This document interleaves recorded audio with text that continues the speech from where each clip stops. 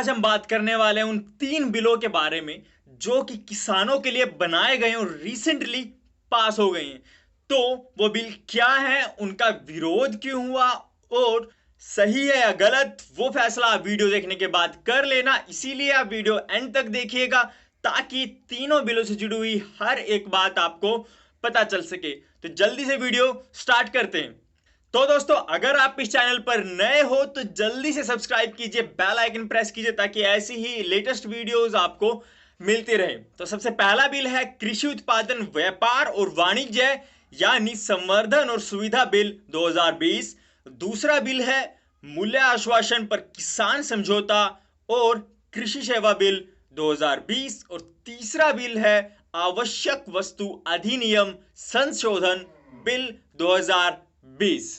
तो दोस्तों, इनके अकॉर्डिंग जो पहला बिल है कृषि उत्पादन व्यापार और वाणिज्य यानी संवर्धन और सुरक्षा बिल 2020, तो इस बिल में सरकार ने वन नेशन वन मार्केट यानी कि एक देश और एक बाजार की बात कही है। इस बिल के जो 3 पहलू सरकार हमें बताती है वो है कि सबसे पहले आपको यानी किसानों को मंडियों के अंदर फसल बेचने पर मजबूर नहीं होना पड़ेगा। वो मंडी से बाहर भी अपनी फसल बेच सकते हैं, किसी दूसरे स्टेट में भी अपनी फसल बेच सकते हैं। दूसरा पहलू इस बिल का कहता है कि जो फसल आप मंडी से बाहर बेचोगे तो आपको उस फसल पर टैक्स नहीं देना होगा, यानी कि मंडी में जो टैक्स आप देते हो आप उस टैक्स से बच जाओगे अगर मंडी के बाहर फसल बेचते हो। और तीसरा पहलू इस बिल का कहता है, जो सबसे बड़ा विरोध का पॉइंट है, कि आपको मंडी से बाहर एमएसपी यानी कि मिनिमम सपोर्ट प्राइस, जो कि एक फसल का मिनिमम प्राइस होता है कि आपको इतना तो मिलेगा ही, उससे ऊपर मिलता है तो अलग बात है, वो डिपेंड करता है मार्केट के ऊपर, आपको वो एमएसपी मंडी से बाहर नहीं मिलेगी। तो ये 3 पहलू इस बिल में कवर किए गए हैं। वो क्या है वो मैं अब आपको डिटेल में बताता हूं। तो सबसे पहला कि आप किसी दूसरे स्टेट में या मंडी से बाहर अपनी फसल बेच सकते हो। तो क्या सरकार कहना चाहती है कि जो हरियाणा का किसान है वो केरल या कर्नाटक बेंगलोर में जाके अपनी फसल बेचेगा? ऐसा तो पॉसिबल नहीं है। लेकिन क्या इससे पहले कोई ऐसा कानून था, बिल था जो किसानों को रोकता था मंडी से बाहर बेचने के लिए अपनी फसल को? जी नहीं, किसान फिर भी अपनी फसल को मंडी से बाहर बेच सकता था। तो बिल के अकॉर्डिंग वो मंडियां खत्म नहीं कर रहे हैं, लेकिन साथ ही साथ वो एक ऑप्शन दे रहे हैं कि आपको मंडी में टैक्स देना होगा और मंडी से बाहर टैक्स नहीं देना होगा। तो कोई भी किसान है वो ऑफ कोर्स अपनी फसल वहीं बेचेगा जहां उसे टैक्स से बचत हो, तो वहां वो बेचेगा, यानी मंडी से बाहर जहां उसका टैक्स नहीं कटेगा। और धीरे धीरे अगर वो उसी तरह के एनवायरमेंट में मिल जाता है, घुल जाता है, मंडी से बाहर यानी प्राइवेट सेक्टर में ओपन मार्केट में फसल बेचने लगता है, तो धीरे धीरे जो मंडियां हैं, जो एपीएमसी हैं, वो खत्म हो जाएंगी, बंद हो जाएंगी। तीसरी बात जो सरकार बोलती है ये बिल, कि आपको मंडी से बाहर एमएसपी नहीं मिलेगा, यानी जो मिनिमम सपोर्ट प्राइस होता है किसी भी फसल का, वो आपको नहीं मिलेगा। एक कम कीमत जो इतनी तो मिलनी ही होती है किसी फसल की, वो आपको नहीं मिलेगी। देखने का मौका कहाँ दिया, वोटिंग भी नहीं हुई, बंद करके उसमें पास कर दिया। तानाशाही यही है, ये किसानों के लिए दिक्कत क्या है? डेथ वारंट स्थापित होगा ये अध्यादेश। मैं वही पूछना चाहती हूँ कि बिल पे जो लिखा है उसके आधार पे आप लोगों को सबसे बड़ा डर क्या है? डर यो है, अंबानी वर्गे भंडारण करेंगे घने घने, हमारे वर्गे घंटे लेंगे 5 रुपए किलो और टेम्पो देंगे 100 रुपए किलो। एमएसपी को हटा नहीं रही, फिलहाल दे दो एमएसपी, ईब दे दो एमएसपी, हमारी सिर से उल्टी आई है, पचले गेड़ा है। इसके लिए सरकार बोलती है कि इसमें किसानों का ही फायदा है कि किसान अपनी फसल को कंपेयर कर सकता है, अपनी मर्जी से फसल का दाम सेट कर सकता है कि यहां मुझे इतना मिल रहा है, अगर आप इतना देते हो तो ही मैं बेचूंगा। लेकिन क्या लगता है कि ये किस हद तक सक्सेस होगा? क्योंकि शायद 1 या 2 साल तक जो बड़े व्यापारी हैं वो किसानों को लुभाने के लिए उनकी फसल एक अच्छे खासे दाम में खरीद लेंगे, लेकिन जब धीरे धीरे किसान उस ओपन मार्केट यानी कि मंडी से बाहर फसल बेचने की तरफ अट्रैक्ट होते जाएंगे और जो मंडियां हैं वो बंद हो जाएंगी, तो जो बड़े व्यापारी हैं वो किसानों की फसलों पर अपनी मनमर्जी करेंगे, क्योंकि किसानों के पास सिर्फ एक ही ऑप्शन बच जाएगा अपनी फसल बेचने के लिए। मंडियां तो बंद हो चुकी होंगी और अगर वो व्यापारी भी फसल अच्छे दाम में नहीं लेंगे तो वो अपनी फसल स्टोर भी नहीं कर सकते हैं, तो उन्हें जो दाम मिल रहा है उसी में अपनी फसल बेचनी पड़ेगी। अब अगर एग्जांपल के लिए आप गेहूं का एमएसपी 1900 रखते हो मंडी के अंदर, तो तो वही चीज ओपन मार्केट में रखने में क्या प्रॉब्लम है? एक मिनिमम रेट तो रखना ही चाहिए ताकि किसान अपने लेवल पर सिक्योर रहे कि उसे कम से कम इतना तो मिलेगा ही। उससे ऊपर अगर वो कंपेयर करता है देन ये बिल किसी हद तक जो किसान उनके लिए बेनिफिशियल साबित होगा, अच्छा साबित होगा। बट अगर एमएसपी आप नहीं रखते हो, जिसको रखने में क्या प्रॉब्लम, अगर ये बिल किसानों के फेवर और उनके अच्छे के लिए बना है तो एमएसपी को मंडी के अंदर और मंडी के बाहर दोनों ही जगह पर इक्वल रखने में, परमानेंट या फिक्स करने में क्या प्रॉब्लम है? आकर जो किसान है वो कंपेयर कर पाएंगे कि उन्हें अपनी फसल का अच्छा दाम यहां मिल रहा है या यहां मिल रहा है।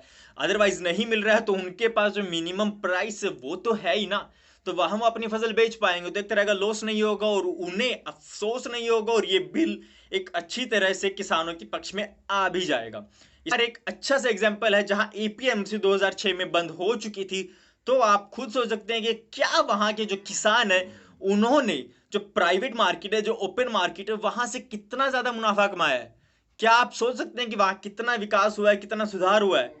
बिहार के किसान अपनी फसल बेचने के लिए पंजाब या हरियाणा तक आते हैं, तो अगर ओपन मार्केट या जो बड़े व्यापारीज हैं मंडी से बाहर, अगर वो इतना ही सक्सेसफुल मार्केट होता तो बिहार के जो किसान है वो हरियाणा पंजाब में अपनी फसल बेचने के लिए कभी नहीं आते। इससे बाहर जो भी व्यापारी किसान की फसल खरीदेगा उन्हें किसी भी तरह की लाइसेंस की जरूरत नहीं होगी, वो ऐसे ही फसल खरीद सकता है। यानी जो मंडी आधारित हमारा सिस्टम था, सरकार के पास भी एक रिपोर्ट रहती थी कि क्या दाम चल रहा है किसी फसल का, अगर वो ओपन मार्केट में चला जाता है तो सरकार के पास किसी तरह का रिकॉर्ड नहीं रहेगा, यानी कि किसानों का शोषण हो रहा है या कौन फसल खरीद रहा है, किस तरह से खरीद रहा है, कोई रिकॉर्ड नहीं है, बिकॉज लाइसेंस उनके पास नहीं होगा, वो ऐसे ही फसल खरीद सकते हैं। बात कर लेते हैं दूसरे बिल की, जो है मूल्य आश्वासन पर किसान समझौता और कृषि सेवा बिल 2020। यह बिल एक तरह का एग्रीमेंट होगा किसान और व्यापारी के बीच में, यानी कि फसल से पहले ही किसान व्यापारी के साथ एक एग्रीमेंट कर लेगा रीजनल लैंग्वेज में कि ये फसल आपको कटने के बाद इस दाम में या जो भी फॉर्मेलिटीज होंगी आपको मिल जाएगा, क्वालिटी जिस दिन चेक होगी आपको पेमेंट हो जाएगी। तो इससे जो एक बात थोड़ी साफ होती है कि किसान अपनी ही फसल पर एक तरह से मजदूर बनकर रह जाएगा। किसानों को लगता है कि एग्रीमेंट तो व्यापारियों के साथ बन जाएगा, लेकिन जब फसल बिकने की बात आएगी तो वो उसे टालते जाएंगे और जब काफी टाइम बाद उनकी फसल की जो क्वालिटी है वो गिर जाएगी तब उसे रिजेक्ट कर दिया जाएगा। तो पहले स्टेप में अगर एपीएमसी मंडियां बंद हो चुकी होंगी तो किसानों के पास दूसरा ऑप्शन नहीं रहेगा अपनी फसल बेचने के लिए और वो उसे स्टोर भी नहीं कर सकते, तो जो उन्हें दाम मिल रहा होगा उन्हें उसी दाम में अपनी फसल को बेचना होगा। एग्रीमेंट के साथ जो खेती हो रही है ये इस बिल के बाद कोई पहली खेती नहीं होगी, इससे पहले भी एग्रीमेंट पर किसान खेती करते आए हैं, बड़े व्यापारियों के साथ एग्रीमेंट करते आए हैं और अपनी फसल बेचकर उनसे पैसे लेते आए हैं, लेकिन किसानों को काफी बार इसका नुकसान भी उठाना पड़ा है। एग्जाम्पल हमें गुजरात से देखने को मिलता है जहां पेप्सी ने कुछ किसानों पर 1 करोड़ तक का क्लेम डाल दिया था क्योंकि उन्होंने अपने खेतों में वो आलू बो लिए थे जिसका उनके पास अधिकार नहीं था। तो क्या इस बिल से जो सरकार कहती है कि किसान अपने खेत में गुलाम नहीं बन रहा है, तो अगर उन्हें अपनी ही खेत में खेती करने के लिए जुर्माना देना पड़े वो भी 1 करोड़ तक का, तो क्या ये किसानों के लिए गुलामी नहीं हुई? जी हाँ, किसानों के लिए इतना सोच रही है तो वो खुद किसानों से खरीद ले और उसके बाद बड़े व्यापारियों को बेच दे, यानी कि किसान अपनी तरफ से संतुष्ट हो जाएगा, सेटिस्फाई हो जाएगा। उसने सरकार को एक मिनिमम सपोर्ट प्राइस तक तो अपनी जो फसल है वो दी है, उससे ज्यादा प्राइस पर दी है, उसके बाद सरकार जो है किसे दे रही है, नहीं दे रही है, कम दे रही है, ज्यादा दे रही है, वो सरकार के ऊपर डिपेंड करता है, किसी को इस बात से लेना देना नहीं है। अगर मैं ये किसानों के फेवर के लिए है तो सरकार इस तरह की भी पॉलिसी तो यूज कर सकती है, एमएसपी को आप परमानेंट कर सकते हो, अगर नहीं करते हो तो आप पहले किसान से फसल खरीद लीजिए, उसके बाद आप किसी व्यापारी के साथ एग्रीमेंट कर लीजिए और उन्हें फसल दे दीजिए। इसमें किसान और व्यापारी के बीच किसी तरह का मतभेद होता है, विवाद होता है उस फसल को लेकर, एग्रीमेंट को लेकर, उसे बेचने को लेकर, तो जो किसान है वो कोर्ट नहीं जा सकता है, कोर्ट के दरवाजे उसके लिए बंद है, उसे उसके लिए एसडीएम या जिला अधिकारी के पास जाना होगा, जिनके निष्पक्ष होने के चांसेस ऑब्वियस सी बात है कम ही लगते हैं। और सबसे इंपॉर्टेंट बात कि किसान पहले फसल उगाए, मेहनत करे, उसके बाद काटे और जब बेचने की बारी आए तो इतने सारे उसे झंझट में फंसना पड़े। तो एक नॉर्मल सा किसान ये सब कैसे कर पाएगा? उसके लिए अपनी फसल उगाकर पेट भरना ही काफी बड़ी बात है। लेते हैं तीसरे और आखिरी बिल की, जो है आवश्यक वस्तु अधिनियम संशोधन बिल 2020। जी हाँ, ये 1955 में बनाए गए बिल का संशोधन है, उसे चेंज कर देता है। इस बिल के अकॉर्डिंग आलू, प्याज, अनाज, दालें और तेल जैसी चीजें आवश्यक वस्तुओं की लिस्ट से हटा दी जाएंगी और क्रिटिकल कंडीशंस में या ज्यादा स्टोरेज की अनुमति आपको मिल जाएगी। आप कितना चाहे अपनी फसल का स्टोरेज कर सकते हो। तो यहां पर भी ये बिल भी साफ साफ बड़े व्यापारियों या बड़े साहूकारों के लिए ही अच्छा दिखाई दे रहा है, क्योंकि अब जानते हैं कि जो किसान है उसके लिए पॉसिबल ही नहीं है अपनी फसल को या अपनी फसल का ज्यादा से ज्यादा हिस्सा स्टोर करके रखना। कोई भी किसान, चाहे वो छोटा है या वो बड़ा किसान है, वो अपनी फसल को स्टोर करके नहीं रख सकता है, तो उसे अपनी फसल बेचनी पड़ेगी और बड़े व्यापारी जो हैं वो ही उसे स्टोर कर पाएंगे। ਪ੍ਰਾਈਵੇਟ ਬੰਦੇ ਨੇ ਉਹ ਖਰੀਦਣੀ ਆਉਣ ਵਾਲੇ ਸਮੇਂ ਦੇ ਵਿੱਚ। ਮੰਨ ਲਓ ਬੰਦਾ ਕਹਿੰਦਾ ਹੈ ਕਿ ਮੈਂ ਜੀ ਹਲੇ 20 ਦਿਨ ਮੈਨੂੰ ਲੋੜ ਨਹੀਂ, ਮੈਂ ਨਹੀਂ ਖਰੀਦਦਾ, ਤਾਂ ਕਿਸਾਨ ਕੀ ਕਰਨਗੇ ਉਹ ਫਸਲ ਦਾ? ਬਾਈ ਕਿਸਾਨ ਕੋਲੇ ਕਿਸੇ ਕੋਲ ਇੱਕ ਟਰਾਲੀ ਹੈ, ਕਿਸੇ ਕੋਲ 2 ਟਰਾਲੀ ਹੈ, ਉਹ ਭਰ ਕੇ ਖੜਾ ਲੇਗਾ, ਬਾਕੀ ਫਸਲ ਦਾ ਕੀ ਕਰੇਗਾ? ਤੇ ਫਸਲ ਇੱਕ ਅਜਿਹੀ ਚੀਜ਼ ਹੈ ਜਿਹਨੂੰ ਸਮੇਂ ਤੇ ਨਾ ਕੱਟਿਆ ਜਾਵੇ ਉਹ ਖਰਾਬ ਹੋ ਜਾਂਦੀ ਹੈ, ਤਾਂ ਉਹ ਕਿਸਾਨ ਦੀ ਫਸਲ ਜਾਂ ਤਾਂ ਪਈ ਖਰਾਬ ਹੋ ਜੂਗੀ ਜਾਂ ਖੇਤ ਦੇ ਵਿੱਚ ਖਰਾਬ ਹੋ ਜੂਗੀ। ਉਹ ਕਹਿੰਦਾ ਹੈ ਵੀ ਅੱਜ 2000 ਰੁਪਏ ਭਾਅ ਹੈ, ਮੈਂ 20 ਦਿਨ ਬਾਅਦ 2000 ਰੁਪਏ ਕੁਆਂਟਲ ਖਰੀਦੂੰਗਾ। ਮੰਨ ਲਓ ਭਾਅ ਨਿਸ਼ਚਿਤ ਕੀਤਾ ਜਾਂਦਾ ਹੈ, ਅੱਜ ਕਹਿੰਦਾ ਵੀ ਜੇ ਤੁਸੀਂ ਅੱਜ ਵੇਚਣੇ ਤੁਸੀਂ 1500 ਰੁਪਏ ਕੁਆਂਟਲ ਨੂੰ ਵੇਚ सकते हो, किसान मजबूर होकर बेचनी पैनी है। तो पहला बिल में आपने एपीएमसी मंडियां जो है एक तरह से बंद कर दी, दूसरे बिल में क्वालिटी चेक होगी, किसान मजबूर हो जाएंगे फसल को कम दाम पर देने पर, और तीसरे पर वो स्टोरेज नहीं कर पाएंगे, तो जो कम दाम उन्हें मिल रहा है उन्हें उसी दाम पर अपनी फसल देनी होगी। उस फसल को या सब्जियों को अपने गोदामों में स्टोर करेंगे और जैसे जैसे वो चीजें खत्म होंगी स्टोर्स के दरवाजे खुलेंगे और जब बाहर हमें मिलेगा वो मिलेगा एक महंगा प्रोडक्ट, यानी कि जो किसान है वो अपनी जमीन पर जो फसल उगाता है, बेचता है, उसे वही फसल रिटर्न मिलने वाली है, वो भी महंगी कीमत पर। तो क्या ये किसी भी हद तक किसानों के लिए फेवरेबल या उनके पक्ष में बिल्कुल भी नहीं लग रहा है। बता दूं कि आरबीआई की रिपोर्ट के अकॉर्डिंग जीडीपी का सिर्फ 0.4% ही एग्रीकल्चर में इन्वेस्ट किया जाता है। मींस जिस काम के साथ कंट्री का 50 से 60 करोड़ पीपल, 50 से 60 करोड़ लोग जुड़े हुए हैं, उस एरिया में सिर्फ 0.4% का इन्वेस्टमेंट जीडीपी का हिस्सा हमें दिया जाता है और सरकार बोलती है कि ये डाउन जा रही है। तो अगर आप अच्छे से बिल्ड करो, ग्रो करो ईपीएमसी को, तो किसानों के लिए वो एक अच्छा सा सोर्स क्रिएट हो जाएगा जहां वो अच्छे से एक निश्चित एमएसपी पर अपनी फसल या सब्जियां बेच पाएंगे। यानी इंग्लैंड और यूएस जैसी कंट्री से ये बिल बोरो किया गया, ये पॉलिसी बोरो की गई है, वो पिछले लगभग 50-60 सालों से इसे यूज करते आ रहे हैं, लेकिन वहां पर भी एक बहुत बड़ा फेलियर रहा है। वहां के किसानों की जो आमदनी है वो कम हुई है इन बिल के आने के बाद। पॉलिसी का फेलियर एक रिपोर्ट से पता चलता है जो बताती है कि यूएस के जो किसान हैं उनके ऊपर 425 बिलियन डॉलर की बैंक करप्सी।